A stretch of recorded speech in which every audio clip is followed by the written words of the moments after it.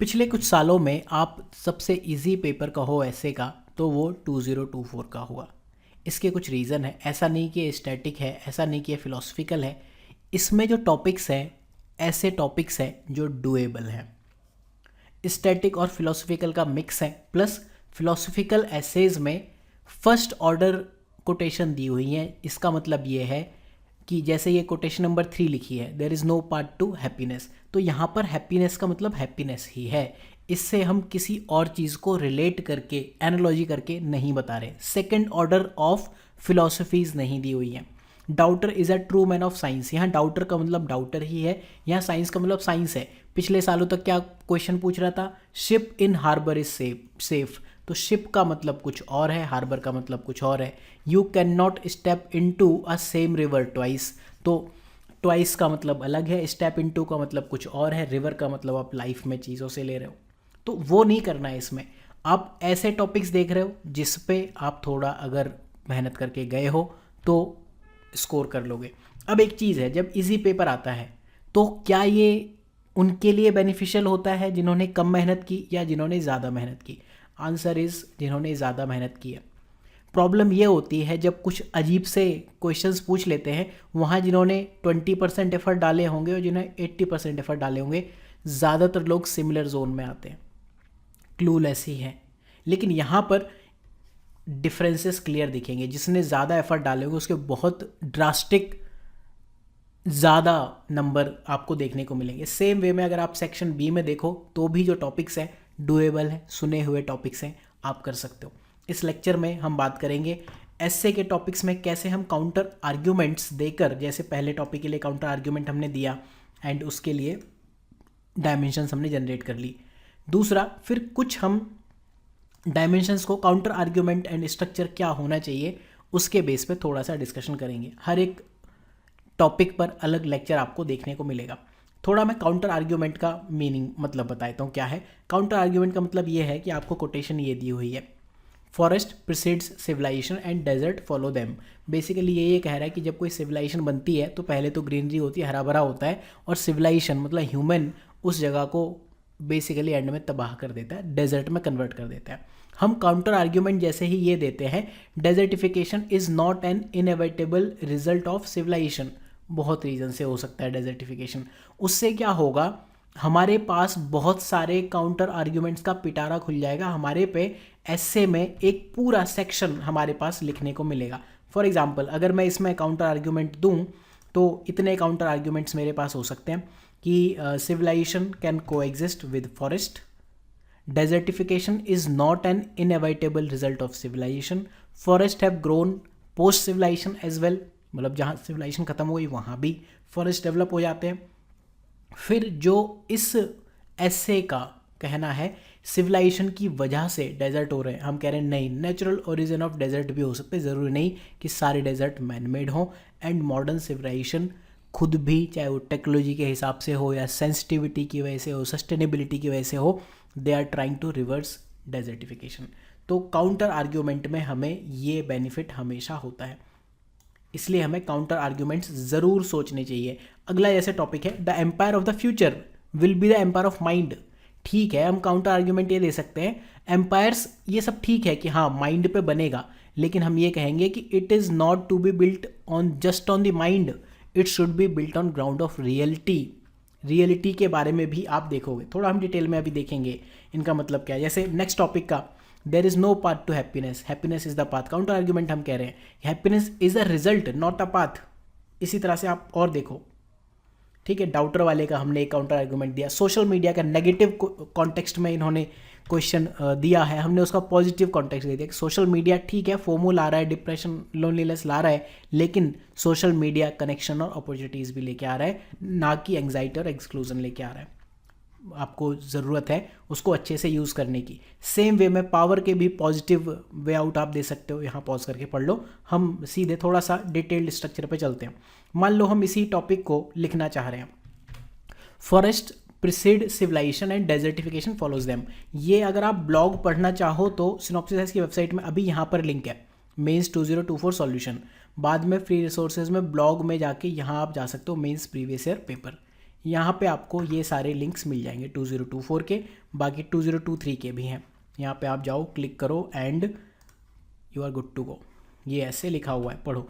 But इस ऐसे को लिखने के लिए आपका थॉट प्रोसेस क्या होगा?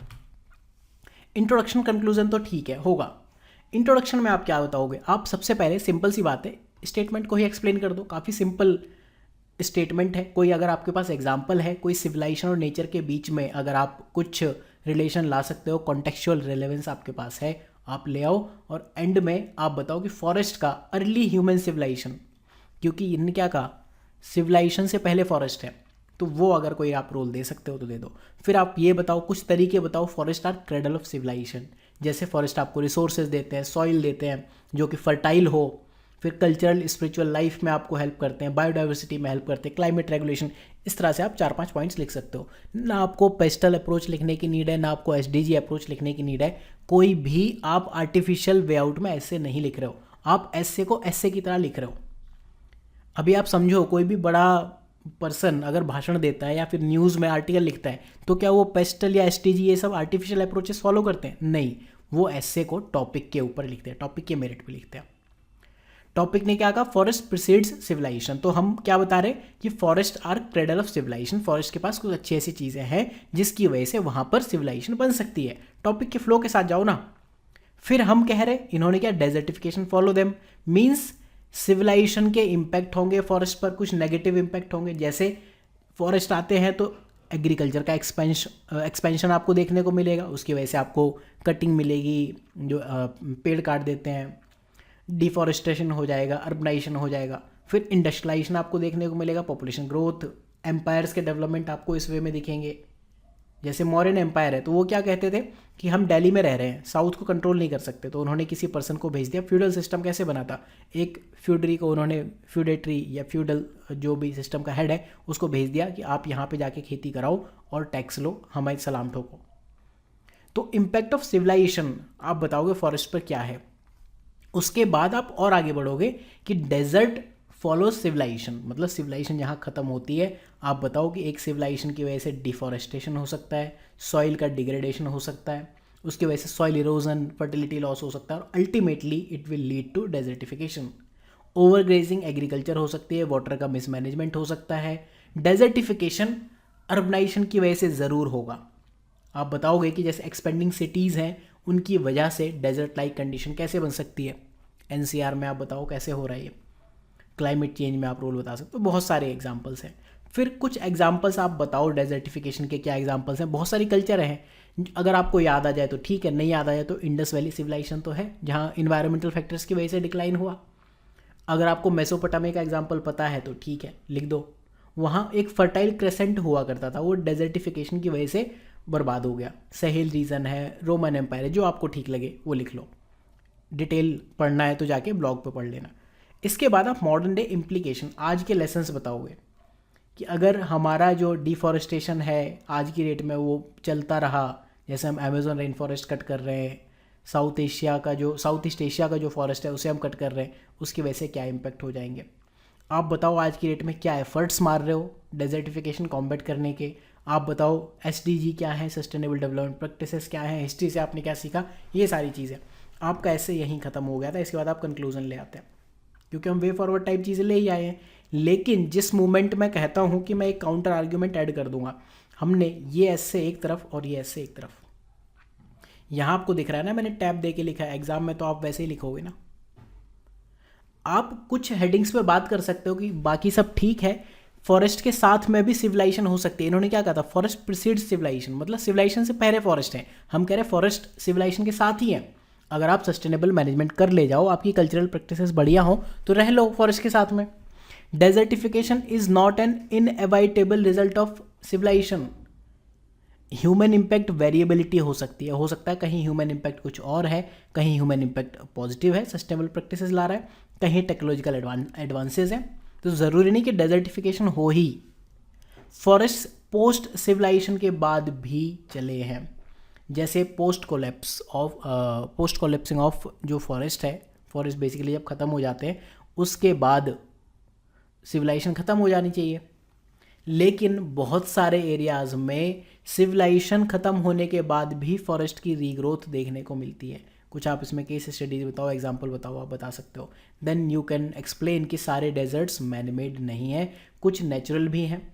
नेचुरल रीज़न आपको पता है क्यों होते हैं, बहुत सारे तरीके हैं। देन आप इसमें नेचुरल ओरिजिन ऑफ डेजर्ट की जब आप बात कर सकते हो, क्लाइमेटिक फैक्टर की बात कर सकते हो, कॉन्टिनेंटल ड्रिफ्ट थ्योरी, जो आपको बताना है बताओ। फिर modern civilization are reversing desertification, जैसे ग्रेट वॉल ऑफ चाइना का एग्जांपल दो, ग्लोबल लेवल पे क्या इनिशिएटिव हुए, क्या टेक्नोलॉजिकल, क्या इनोवेटिव सॉल्यूशंस हैं, उनकी आप बात कर सकते हो। एंड में आप फाइनली जब कंक्लूजन दोगे तो आप बताओगे कि हाँ ठीक है, फॉरेस्ट सेंट्रल रोल प्ले करते हैं सिविलाइजेशन के राइज में, लेकिन जो जब वो ख़त्म हो जाते हैं तो फिर सिविलाइजेशन आप मान के चलो डिक्लाइन की तरफ जाएगी। तो इस वजह से जो डेजर्टिफिकेशन है उस प्रोसेस को रोकना ज़रूरी है, राइट। इस तरह से आप कुछ भी दे सकते हो, ठीक है। तो ऐसे इसका कुछ इस तरह से होगा डेमो एस से, जो मैं आपको कह रहा हूँ डेमो एस से आप देखो, इस तरह से आप लिखो, जो भी लिखना है आप लिख लो, forest are cradle of civilisation, इसमें आप बात करोगे। इन शॉर्ट जो भी आपको लिखना है आप लिखो, कोटेशन वगैरह देनी है इस तरह से आप दे सकते हो। Impact of civilization on growth, वही हेडिंग्स हैं जो हम बात कर रहे थे। मैं बात कर रहा हूँ काउंटर आर्ग्यूमेंट की, ठीक। काउंटर आर्ग्यूमेंट देखो कितना आपको कितना कितना लेवरेज देता है। काउंटर आर्ग्यूमेंट आपको अच्छा खासा लेवरेज दे देता है, ठीक है। नेक्स्ट टॉपिक हम देखते हैं इसमें, टॉपिक नंबर 1 हो गया। टॉपिक नंबर 2 थोड़ा शॉर्ट में हम देखेंगे। टॉपिक क्या कह रहा है, empire of the future.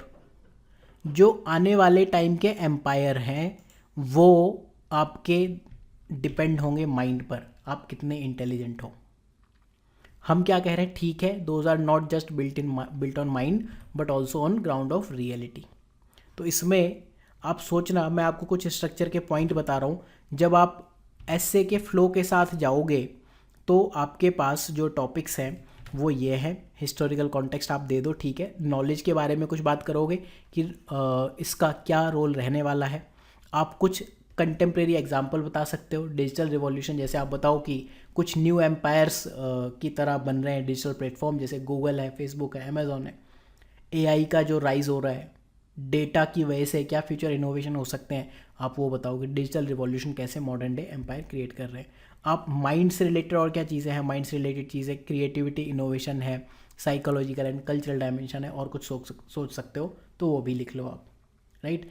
Creativity में हम क्या कहेंगे कि अगर कोई क्रिएटिविटी है तो प्रॉब्लम सॉल्विंग स्किल्स आप लेके आ सकते हो, टेक्नोलॉजिकल एडवांसमेंट आप लेके आ सकते हो, एक नया फ्रंटियर ला सकते हो। आप कुछ इनोवेटिव कंपनीज़ की बात कर सकते हो, जैसे टेस्ला और स्पेस एक्स, जो एक बंदे या 2 बंदों के दिमाग पे चलती हैं, राइट। इसी तरह से आप डिफरेंट फील्ड्स में कुछ इनोवेटिव पर्सन का नाम ले सकते हो, आर्ट में, साइंस में, बिजनेस में, इकोनॉमिक्स में, जहाँ आपको लगे। फिर आप इसकी कुछ साइकोलॉजिकल कल्चरल डायमेंशन पे बात करना। लेकिन जिस मोमेंट आप कहते हो कि empire are built not just on mind but on ground of reality, उस टाइम पे आप बताते हो कि जो ये मेंटल एम्पायर बनाए आपने उस पर चैलेंजेस हैं।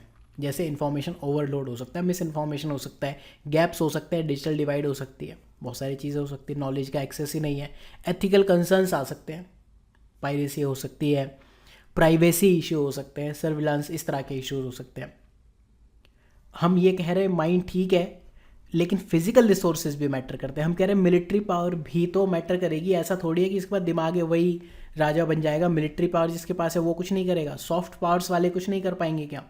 टेक्नोलॉजी जिसके पास होगी वो डोमिनेट नहीं करेंगे, जिसके पास इंफ्रास्ट्रक्चर उसने बहुत बढ़िया बना लिया, मिलिट्री लेवल पे टेक्नोलॉजी बना ली, स्पेस लेवल पे टेक्नोलॉजी बना ली, तो अपना नया एम्पायर बना लेंगे। इकोनॉमिक पावर भी एक डिफरेंट एस्पेक्ट है, social political structure different aspect है, हिस्टोरिकल एस्पेक्ट है, और साथ में कुछ और पॉइंट्स क्या आप दे सकते हो, इंटेलेक्चुअल कैपिटल के भी कुछ लिमिटेशन है। तो आप क्या बता रहे हो, माइंड के अलावा बहुत सारी चीज़ों से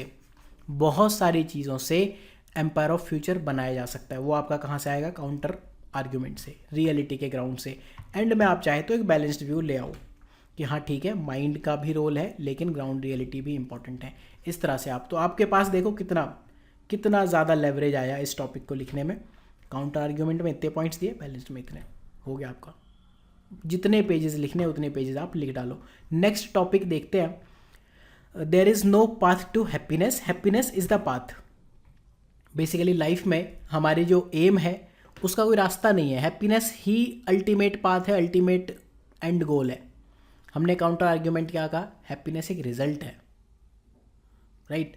ये क्या कह रहा है, हैप्पीनेस रास्ता है, हम कह रहे हैं हैप्पीनेस रिजल्ट है, नॉट द पाथ। आप इसको इस तरह से स्ट्रक्चर करके देखना एंड काउंटर आर्ग्यूमेंट भी आप देखना। जब कुछ इस तरह के एसेज होते हैं तो उसमें आप एक एक टर्म को एक्सप्लेन करते जाते हो। सबसे पहले आप हैप्पीनेस बताओ क्या होती है। ये क्या कह रहे हैं, there is no part to happiness, मतलब कुछ मिसकॉन्सेप्शन है। जब इस तरह के कुछ एसेज होते हैं ना, तो एक हेडिंग आप ये बता सकते हो कि हैप्पीनेस से रिलेटेड कुछ कॉमन मिसकॉन्सेप्शन क्या है। जैसे हैप्पीनेस एक एक्सटर्नल अचीवमेंट से रिलेटेड जोड़ के देखा गया, जैसे वेल्थ है, सक्सेस है, रिलेशनशिप है, सोसाइटल प्रेशर है, कंपैरिजन विद अदर्स, वो हैप्पीनेस बताता है, right. Happiness as a goal versus happiness as a state of being, इस पर अगर आप बात कर पाओ तो बात कर लो। इस तरह से आप कुछ फिलोसफिकल व्यूज़ अगर आपके पास है, ईस्टर्न फिलोसफी जैसे बुद्धिस्ट फिलोसफी हो गई, पॉजिटिव फिलोसफी, पॉजिटिविस्ट मेथड में अगर आप बता सको, वेस्टर्न फिलोसफी में बता सकते हो, ठीक है। इन्होंने क्या कहा, हैप्पीनेस इज अ पाथ। बताओ आप हैप्पीनेस कैसे पाथ है। जैसे ये वो रास्ता है जो एक प्रोसेस है जॉय को फाइंड करने का, living in the moment, finding meaning in the life. इस तरह के आप कुछ बातें कर सकते हो। जब हम काउंटर आर्ग्यूमेंट पे आते हैं तो हम कह रहे हैं हैप्पीनेस इज़ अ रिजल्ट। तो हैप्पीनेस एक बाई प्रोडक्ट है, बहुत सारे पाथ हैं, उनकी वजह से डिफरेंट आउटकम आ सकते हैं, उसमें से एक हैप्पीनेस भी है। हैप्पीनेस टाइम के सर्कमस्टांसेस के हिसाब से वेरी करता है, पर्पस ऑफ जर्नी डिफरेंट हो सकता है लोगों का, फिलोसफिकल साइकोलॉजिकल पर्सपेक्टिव अलग हो सकते हैं। आप कुछ स्ट्रेटजीज बता सकते हो हैप्पीनेस परस्यू करने की, बैलेंस्ड व्यू। ना आपको यहाँ पेस्टल अप्रोच की नीड है, ना एसडीजी, कोई भी आर्टिफिशियल अप्रोच की नीड नहीं है। एटलीस्ट एग्ज़ाम से पहले आपको इस तरह की चीज़ें प्रैक्टिस करनी चाहिए, एग्ज़ाम तक जहाँ पहुँच जाओ वो बढ़िया है। अगला टॉपिक क्या कह रहा है, डाउटर। जो हम डाउट करते हैं, क्वेश्चनिंग करते हैं, जो बंदा क्वेश्चन करता है वही ट्रू मैन ऑफ साइंस है। हम क्या कह रहे हैं, ठीक है ट्रू मैन ऑफ साइंस है, लेकिन अननेसेसरी उंगली नहीं करनी चाहिए। There is a doubt, difference between doubting and questioning. Scepticism नहीं होना चाहिए। तो इसका स्ट्रक्चर आप कैसे बनाओगे, किन ब्रेन स्ट्रक्चर मतलब brainstorming. Role of doubt in science, आप बताओगे साइंस में डाउट की वजह से क्या हुआ है। जैसे कुछ एग्जांपल्स बताओ जिन्होंने इस्टेब्लिश्ड नॉर्म्स को क्वेश्चन किया। गैलीलियो का इसमें एग्जांपल आता है, डार्विन का एग्जांपल आता है, कोपरनिक्स का एग्जांपल आएगा। आप बताओ कि जब तक डाउट नहीं होंगे तब तक एविडेंस कैसे आप इवेल्युएट करोगे। फिर इसके बाद scientific method and importance of hypothesis testing. Basically अगर आपको साइंस के 4 to 5 स्टेप्स पता है, सबसे पहले आपके मन में डाउट आता है, क्वेश्चन करते हो, उससे आप हाइपोथेसिस लेके आते हो, फिर एक्सपेरिमेंटेशन करते हो, फिर उसको वैलिडेशन करते हो। एक्सपेरिमेंटेशन, रिसर्च, वैलिडेशन, ये सारी चीज़ें एक साथ चलती हैं। फिर आप फैक्ट या प्रिंसिपल बनाते हो, राइट। तो अगर आपको वो प्रोसेस पता है तो फिर ये टॉपिक पर ऐसे आपको लिखना चाहिए, रिलेटिवली इजी है। इस टॉपिक पर ऐसे लिखने के लिए एम्पल जो कंटेंट होगा सोशियो एंड एंथ्रो ऑप्शनल के स्टूडेंट्स के लिए होगा। सोशियो का जो यूनिट नंबर 3 है रिसर्च, एंड जो एंथ्रो में भी research methodology, I think unit number 8 आती है, वहाँ से आपको कंटेंट मिल जाएगा। लेकिन ये ध्यान रखना है ऑप्शनल नहीं डाल देना है, ठीक। तो आप कुछ हाइपोथेसिस टेस्टिंग के बारे में बताओगे कि साइंटिफिक मेथड के क्या स्टेप्स हैं। डाउट्स की वजह से क्वेश्चंस आते हैं, हाइपोथेसिस आती है, डाउट्स की वजह से क्यूरियोसिटी आती है, इंक्वायरी आती है, और अल्टीमेटली एक्सपेरिमेंटेशन करके आप ये सब यहाँ एक्सप्लेन कर सकते हो। फिर डाउट का क्या कोई फिलोसफिकल बेसिस है, क्या कोई थिंकर आपको ऐसे पता है, जैसे कार्लो पोपर का आपको अगर एग्जाम्पल पता हो तो। एथिक्स ऑफ डाउट अगर कभी आपने पढ़ी है, या फिर आपने न्यूटन के बारे में कभी पढ़ा है, आइंस्टाइन के बारे में पढ़ा है कभी, तो कर सकते हो। फिर डाउट्स की वजह से doubt leads to process of validation, validation से ही साइंस बनती है। तो बेसिकली प्रॉपर साइंस का ऐसे है ये, इसको आप ऐसे ही अटेम्प्ट करने मत जाना। ये क्या कह रहा है, प्रोसेस ऑफ वैलिडेशन, जिसमें आप बताते हो डाउट का रोल क्या है, हाइपोथेसिस टेस्टिंग कैसे होती है, साइंटिफिक मेथड जैसे observation, hypothesis, experimentation, revision, retesting, peer review आप बताओगे। देन साइंटिफिक मेथड में इटरेशंस चलती हैं वो बताओगे। कुछ एक्सपेरिमेंट्स की केस स्टडीज़ बताओगे जो डाउट की वजह से आती हैं,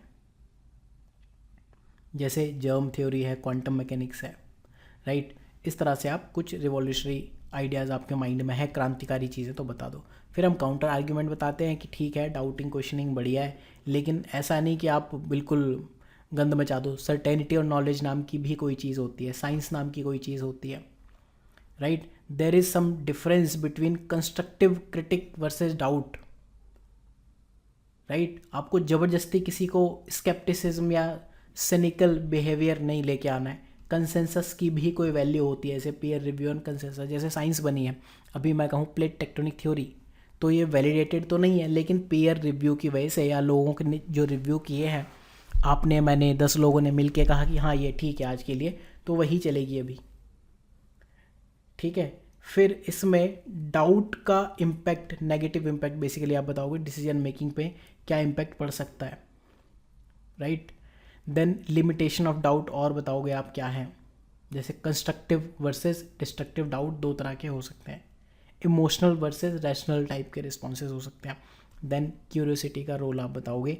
देन इस तरह से डाउटिंग वर्सेस क्वेश्चनिंग, जो भी आपको कुछ चीज़ें बतानी है आप बता सकते हो। नेक्स्ट टॉपिक पे अगर हम जाएं तो ये है सेक्शन बी में, सोशल मीडिया के ऊपर ये टॉपिक है। क्वेश्चन वो है जो आप सुनते आ रहे हो, एक बुक लिखी गई है डिजिटल डिटॉक्स, उसके बाद ये ऐसे आना बनता था। पिछले साल मेंस में पूछा सोशल मीडिया पे बच्चों पे क्या इंपैक्ट है, इस बार यूथ पे पूछ लिया। Social media is triggering FOMO, fear of missing out among the youth, precipitating depression and loneliness, अकेलापन लेके आती है। हम काउंटर आर्ग्यूमेंट क्या दे रहे हैं, सोशल मीडिया आपको एक प्लेटफॉर्म देती है जिससे आप कनेक्शन एंड अपॉर्चुनिटीज़ बना सकते हो, rather than being a source of anxiety और एक्सक्लूजन, ठीक है। आई होप कि आप इस पर कुछ पॉइंट सोच लोगे, नहीं सोच पाओ तो ब्लॉग में जाओ, आप इसमें देखो फियर ऑफ मिसिंग आउट। ऐसे जब ऐसेज हो ना, आप एक एक करके चीज़ें एक्सप्लेन कर दो। सबसे पहले आप फियर ऑफ मिसिंग आउट बताओ, फिर सोशल मीडिया का रोल बताओ, फोमो में क्या है। आई होप आप ये सब कर लोगे। फोमो क्या है, कॉजेज़ क्या है फोमो के, सोशल मीडिया का रोल क्या है, इंस्टाग्राम, फेसबुक, स्नैपचैट, इनकी वजह से कंपैरिजन हो रहा है, राइट। लोगों को लग रहा है कि यार मैं गोरा नहीं हूँ, मैं ये नहीं हूँ, मैं वो नहीं हूँ, तो ये क्या है, फियर ऑफ मिसिंग आउट।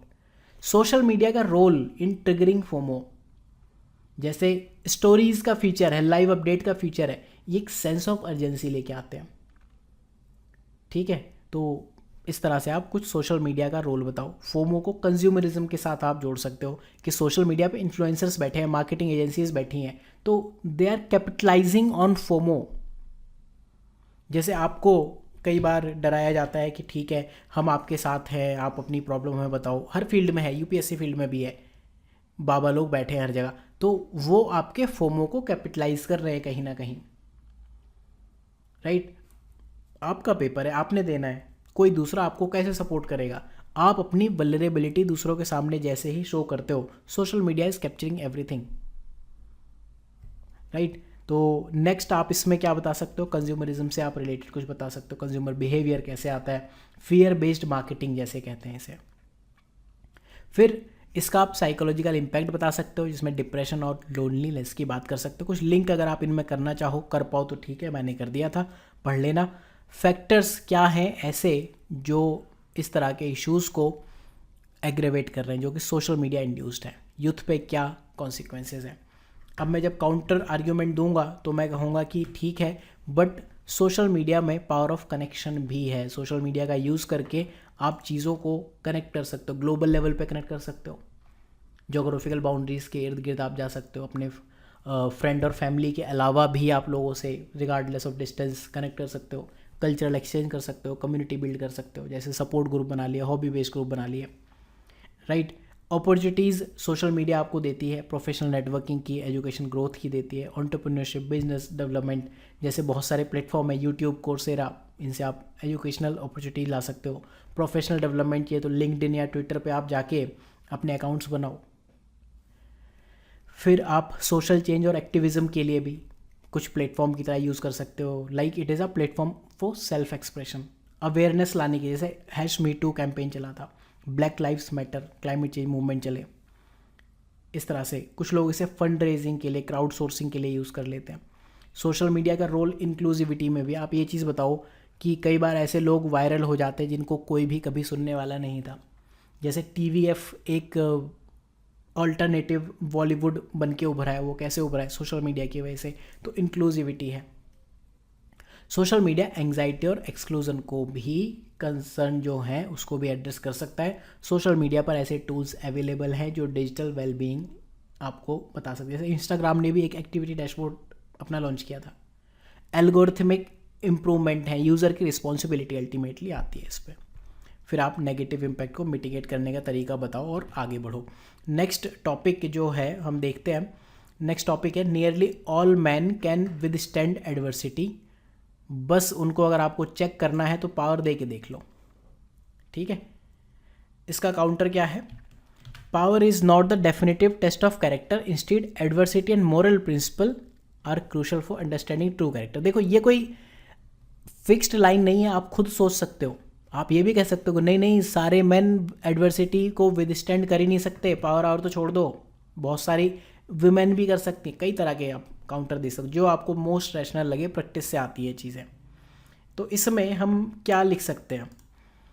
आप कुछ इसमें पॉजिटिव में जाओ विद द फ्लो, फिर कुछ अगेंस्ट द फ्लो जाओ, ठीक है। जब ये लेक्चर में डिस्कस करेंगे तब हम डिटेल में देखेंगे इसको। All ideas having large consequences are always simple, ठीक। हमने कुछ चीज़ें बताई कि सिंप्लिसिटी इन आइडियाज़, आप बता रहे हो कि आइडियाज़ में सिंप्लिसिटी होनी चाहिए। पावर ऑफ सिंपल आइडियाज़ क्या है? कम्युनिकेशन। सिंपल आइडियाज़ तो ठीक हैं, लेकिन आपको उनको कम्युनिकेट करने की नीड होती है। There is a need to communicate and implement those ideas. Clarity होनी चाहिए, एक्सेसिबिलिटी होनी चाहिए, राइट, एक्शनेबिलिटी होनी चाहिए, ब्रॉड अपील होनी चाहिए। इस तरह से आप चीज़ें देख सकते हो, ठीक। तो पॉलिटिकल मूवमेंट्स इसमें, हाँ ये वो है जो मैंने थोड़ा सा पेस्टल टाइप की अप्रोच पे लिखने का ट्राई किया। ऐसे historical, political, economic, technological, cultural, इतने पॉइंट्स में हमने बात कर दी।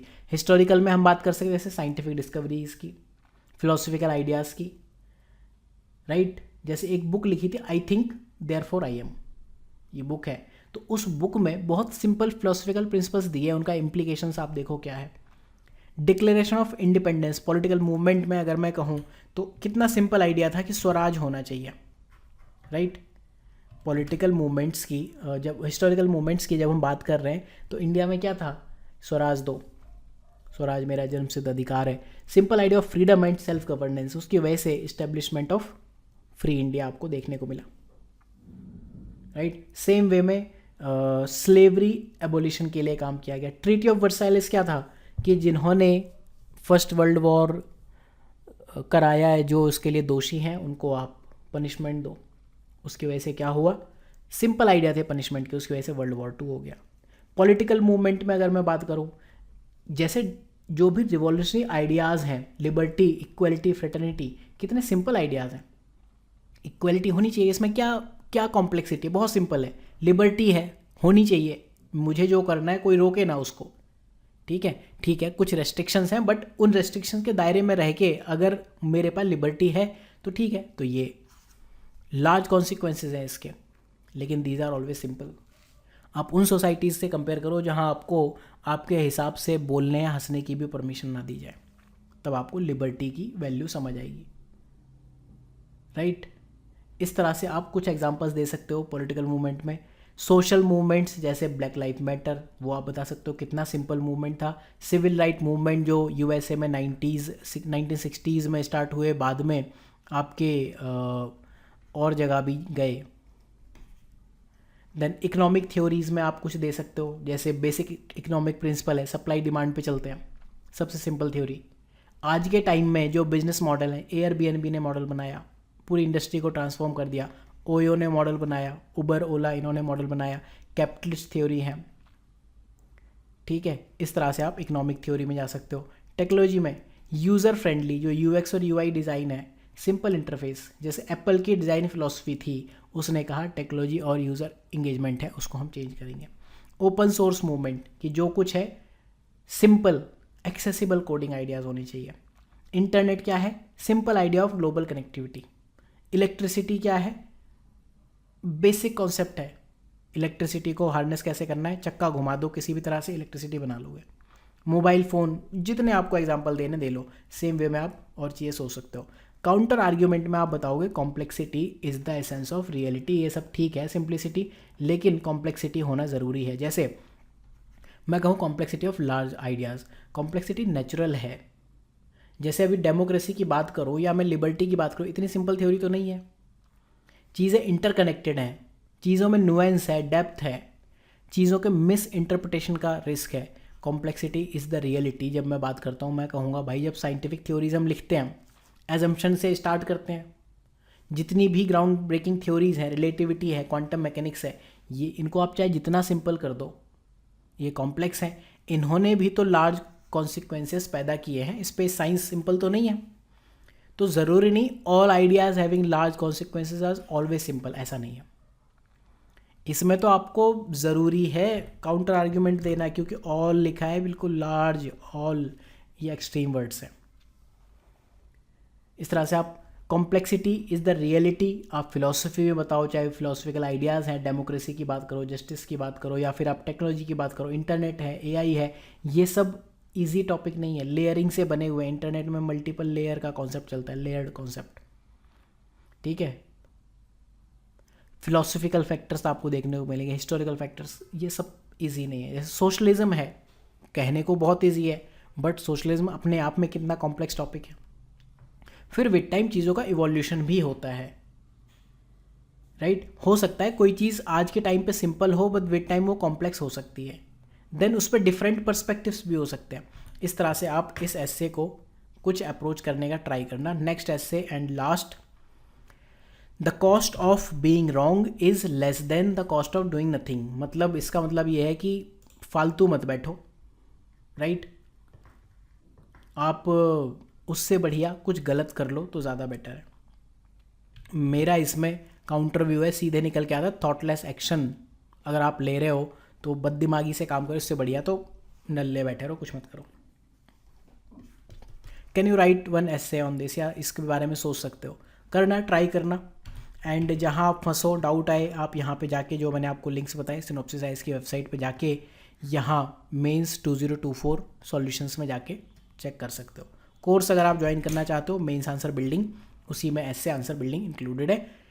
इन सभी एस्से पर सेपरेट लेक्चर्स के साथ हम मिलेंगे, बट उससे पहले GS 1 2 3 4 का पेपर एनालिसिस हम देखेंगे, कितने क्वेश्चंस रिपीटेड हैं, किस तरह से इस बार ट्रेंड UPSC ने बदला है। कल के पेपर के बाद हम देखेंगे। Thank you.